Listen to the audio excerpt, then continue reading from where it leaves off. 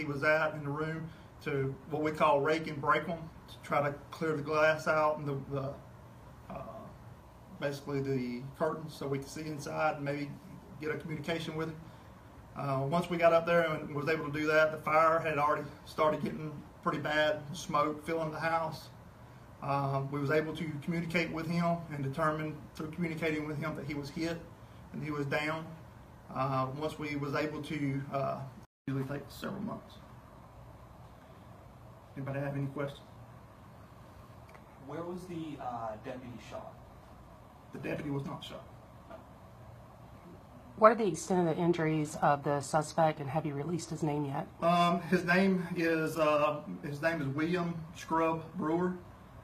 He is I believe he's in his 50s. Lives there in the Rum Road community, Westfield. His extent of his injuries, based upon what we seen on scene and talked to staff at the hospital and family, he was hitting the arm, he was hitting the leg, and he was hit right around the waist and once up on the shoulder area. Now, as far as the extent of them, I don't know for 100%, but I do know I've talked to him this morning. He is in still critical condition and in intensive care. And FDLE, they've already begun their investigation to the shooting? They have. Is the deputy who fired the shots on leave? There was 3 deputies there, 2 deputies in one car and one in the other one. They are on paid administrative leave for a number of days, which is standard protocol for any kind of officer involved shooting. They will have to get an evaluation fit for duty to come back to work. Can you give the exact address? 1050 Rum Road is where the shooting occurred. Rum? Rum Road, like the drink. Did you say William Scrub Brewer? Yes, I'm not sure Scrub is his actual legal middle name. That's what everybody in the community knows him by. It may be a nickname, but everybody in the community knows him by Scrub. And does Mr. Brewer have any prior record with local law enforcement? He does. I'm not sure exactly how many years ago, but he was arrested for another firearm incident, and he was recently arrested within the last year for other incidents.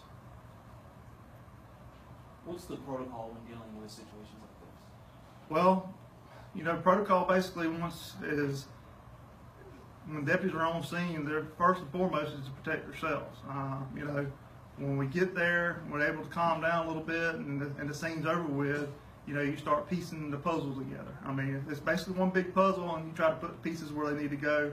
And you know, but furthermost, you know, as in law enforcement, we try to do our job without, you know, us getting hurt or anybody else getting hurt. That's the ultimate goal.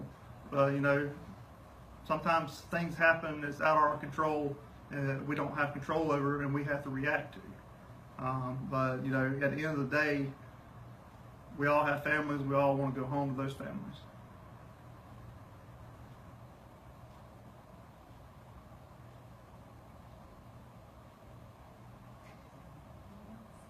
Also, I'd like to thank fire personnel and EMS. They were a big help in this. I mean, with the house on fire and stuff, of course they couldn't enter the zone until we made it safe, but they were there waiting, and you know, their quick response was able to keep the house from burning down. So, you know, big hand out to them for their help. And you know, when things like this happen in Holmes County, everybody usually comes together to get the job done, and that's what, you know, living in a small county like Holmes is. You know, we all work together, whether it be a hurricane, shooting, or whatever. You know, the community comes out, each department comes together.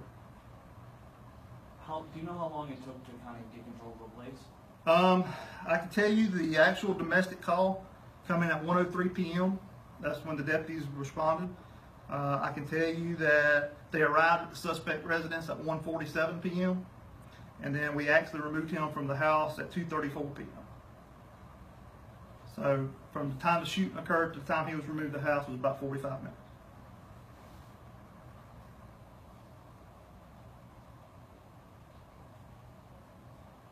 So all 3 of the deputies are on administrative leave? Right.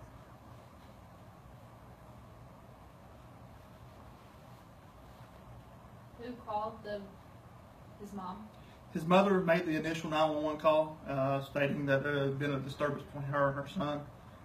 When the deputies got on scene, there was physical marks of where the altercation had occurred, and basically they went up there to make contact with the other half. To, you know, you always get both sides of the story, to get his side of the story, and probably going to affect an arrest on him. The other agencies that were there, were they local fire agencies, or is the state fire marshal's office involved as well? In an initial part, the local fire departments came for the extinguishment of the fire, but the fire marshal's office did respond due to the arson, and they're taking part or lead on the investigation of the arson part, and the FDLE's taking lead on the officer involved shooting part.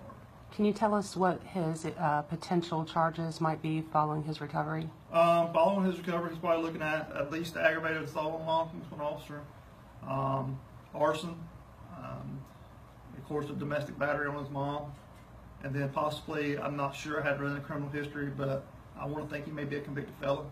So it would be possession of firearm by convicted felon. I know we reported last night that he threw a cocktail or something. Well, the deputies, the deputies have body cameras, and of course, you know, the FDLE has them. But from what we understand is, when they was at the door, there was a door closed between them, and they was communicating, and all they seen was a ball of fire. Okay, we're not exactly sure if it was a Molotov cocktail or what exactly it was. All we know, he set fire to inside the house at 2 locations.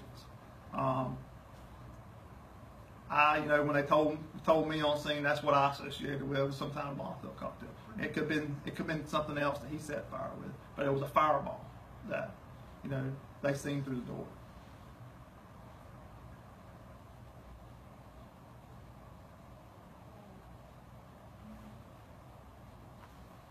Anything else? Alright. Anybody got any questions? Anymore? So none of the deputies were injured? None of the deputies were injured. One of our vehicles was hit by a round, but none of the deputies were injured.